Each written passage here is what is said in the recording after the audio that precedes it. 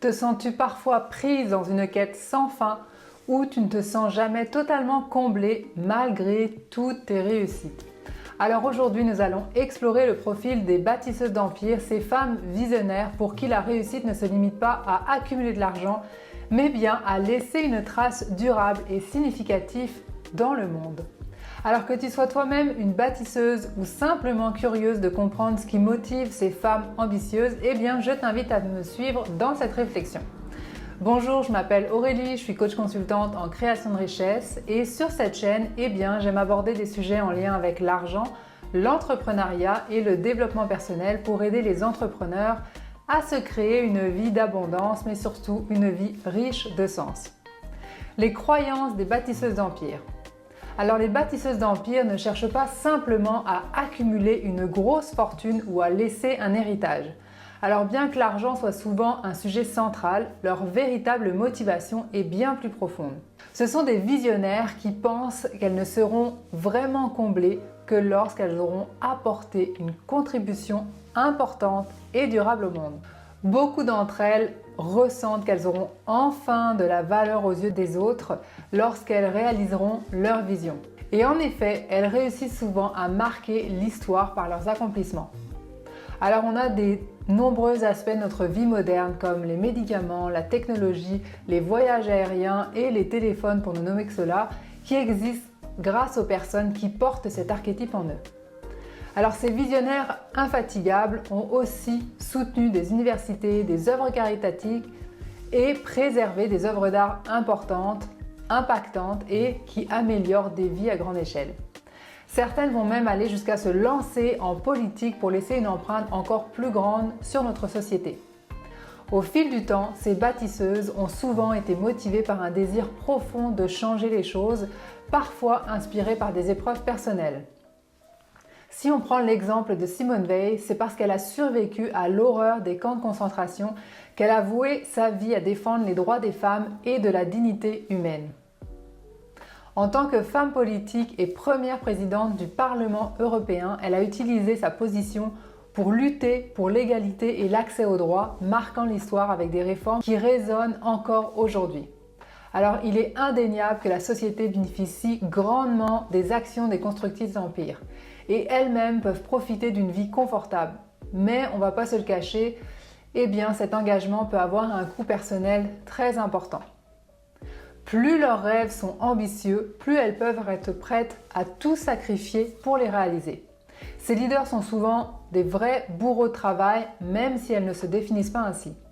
Elles peuvent tout donner pour atteindre leur vision, sacrifier des relations personnelles, des partenariats professionnels et parfois même des valeurs qui leur sont très chères.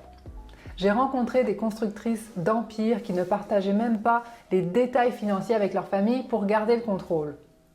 Et ce n'est pas seulement la sphère privée qui peut être affectée par leurs ambitions.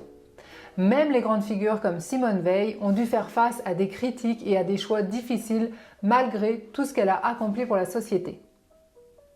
L'esprit insatiable et la construction d'empire.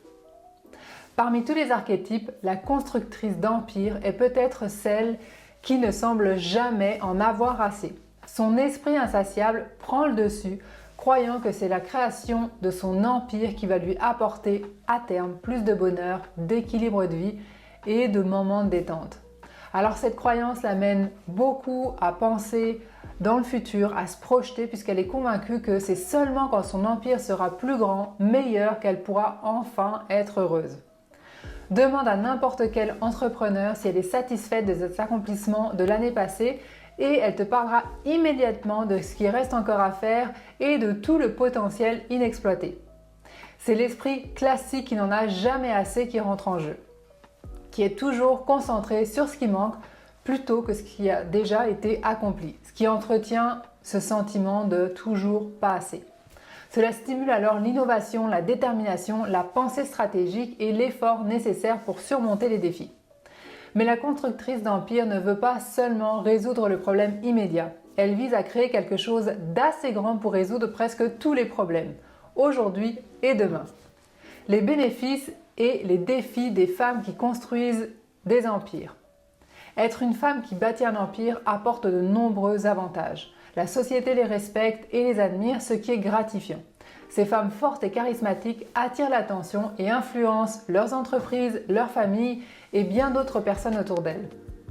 Elles ressentent une grande satisfaction lorsqu'elles atteignent leurs objectifs ambitieux, renforçant ainsi leur confiance en elles et leur estime d'elles-mêmes grâce à la reconnaissance et aux résultats obtenus. Cependant, en y regardant de plus près, on découvre souvent une peur cachée qui les pousse à agir, même si elles n'en peut-être pas toujours conscientes. Cela peut être la peur de perdre le contrôle, d'être abandonnées ou de connaître des pertes financières. Presque toutes les femmes qui construisent des empires ont déjà traversé des moments difficiles, qui ont été marqués par l'incertitude ou des expériences douloureuses. Beaucoup ont déjà ressenti un manque de reconnaissance ou d'importance. Mais grâce à leur talent et à leur détermination, elles ont réussi à transformer ces sentiments en une force qui prouve leur valeur aux yeux du monde. Pour ces femmes, réussir ne se limite pas à une simple satisfaction. C'est une manière de se sentir importante. Pourtant, même après de grandes réussites, il arrive qu'elles n'arrivent pas à se sentir pleinement accomplies. Pour illustrer mes propos, j'aimerais te raconter l'histoire d'une de mes clientes qui illustre bien cela. Elle a été la fille d'un homme d'affaires qui avait très bien réussi et qui était devenu riche. Comme elle a grandi avec une figure paternelle très forte, elle pensait qu'elle devait réussir par elle-même pour être à la hauteur de son père. Même si elle a obtenu de grands succès dans 2 entreprises technologiques et gagné même plus d'argent que son père, elle ne s'est jamais sentie épanouie. Elle a même pris des antidépresseurs pendant des années sans comprendre pourquoi sa réussite ne la comblait pas. La raison pour laquelle ces femmes ne se sentent jamais complètement satisfaites après avoir atteint leurs objectifs est qu'elles essaient de compenser d'autres émotions comme la peur, la honte ou la crainte d'être abandonnées. Elles continuent à poursuivre sans relâche leurs ambitions de faire toujours plus.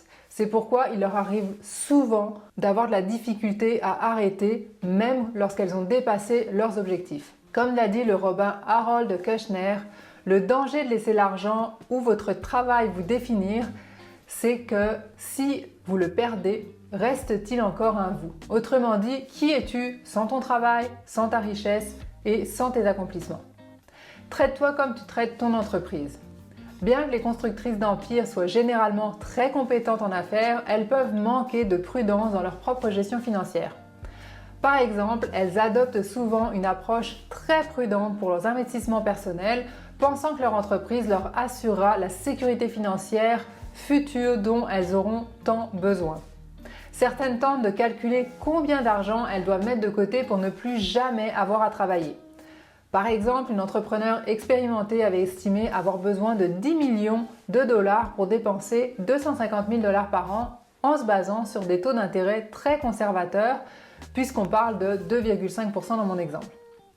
Mais elle n'avait pas pris en compte l'inflation sur plusieurs décennies, ce qui l'obligerait à économiser davantage, à dépenser moins ou à investir de manière plus agressive pour obtenir ce fameux 250 000 dollars en considérant l'inflation.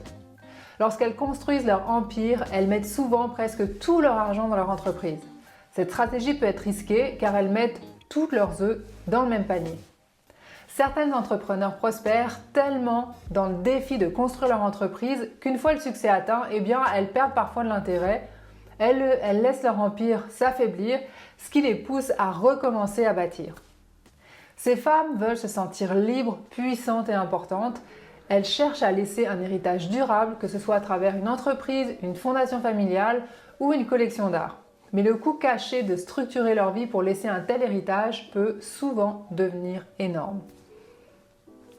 Enlever ses œillères pour reprendre son pouvoir. Alors si tu te reconnais dans l'archétype de la constructrice d'empire, tu as probablement beaucoup de raisons d'être fière. Mais reconnaître les moments où tu es trop concentré sur un seul aspect, comme le fait d'être trop attaché à ton statut ou à ta façon de gérer ton travail et l'argent, peut t'aider à voir la situation différemment. Il est donc important de prendre du recul et de réfléchir à ce qui te pousse à agir ainsi. Voici 6 exercices pour élargir ta perspective. Premièrement, change ta vision des objectifs. Repense à un objectif ambitieux que tu t'étais fixé il y a 5 ou 10 ans. L'as-tu atteint?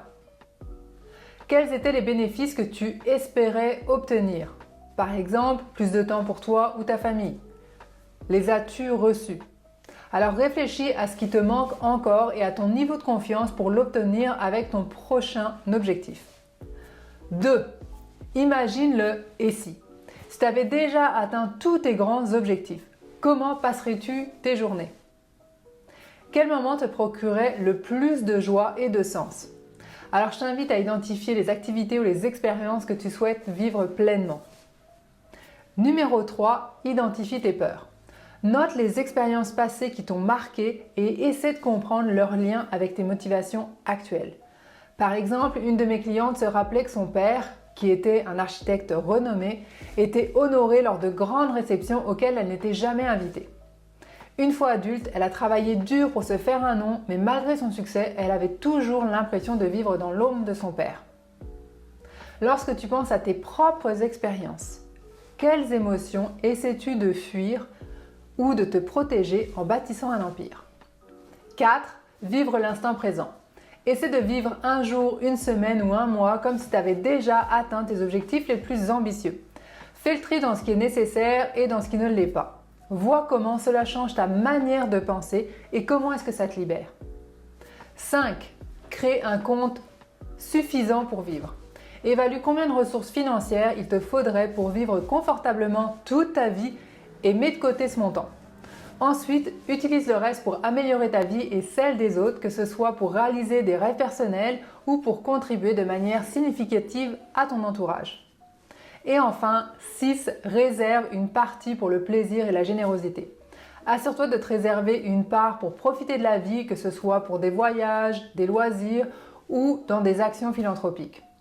Alors en résumé, tu es probablement une bâtisseuse d'empire si ton chiffre d'affaires, le montant que tu t'es dit qu'il te faudrait pour ne plus jamais devoir travailler et profiter pleinement de la vie, a augmenté plus que le taux d'inflation au cours des 5 dernières années. Si ton empire n'est pas financier, peut-être que l'ampleur et l'échelle de ton héritage artistique ou philanthropique ne cessent d'augmenter. Ton entreprise ou ta carrière occupe plus de 75% de ton attention pendant tes heures d'éveil.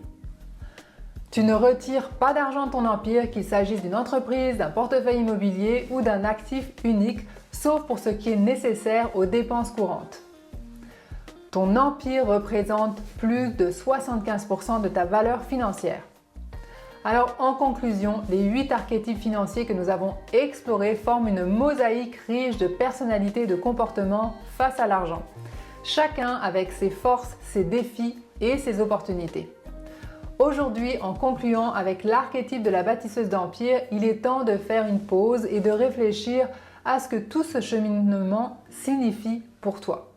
Peut-être que tu t'es reconnu dans cet archétype en particulier ou peut-être dans plusieurs autres. Ce que ces explorations révèlent, c'est que ton rapport à l'argent, au travail et à la réussite est façonné par ton histoire, tes expériences et tes aspirations.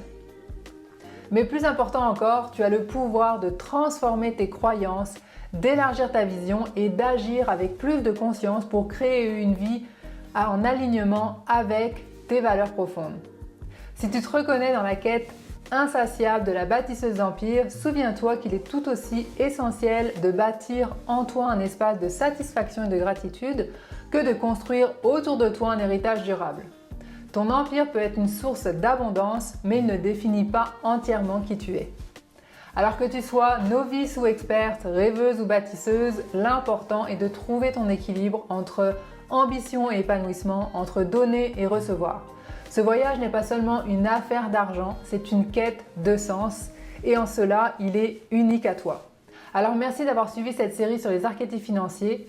Continue de te poser les bonnes questions et ose rêver grand tout en restant connecté à ce qui compte vraiment pour toi. Alors je te dis à très bientôt.